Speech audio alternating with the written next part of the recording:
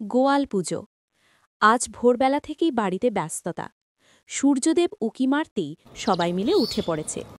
ভাস্পতি, লালু, ভূমিকা আর বাবা মা আজ আমাদের বাড়িতে গোয়াল পুজো।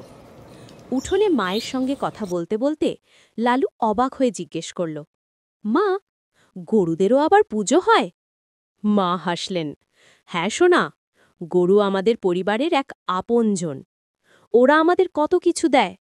আজকের দিনে ওদের সম্মান জানাতে হয়। বাবা গোয়াল ঘরের কাছে গিয়ে খোয়ার পরিষ্কার করছেন। ভাস্পতি মনের আনন্দে উঠোলে সুন্দর রঙিন আলোপনা আঁকছে। আর ছোট্ট ভূমিকা, সে তো মহা খুশি। সে তার প্রিয় গাইগরুর গলায় ফুলের মালা পরাচ্ছে।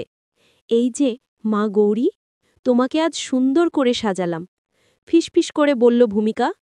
মা হালকা শব্দ করে যেন আশীর্বাদ দিচ্ছে। বাবা হাসলেন।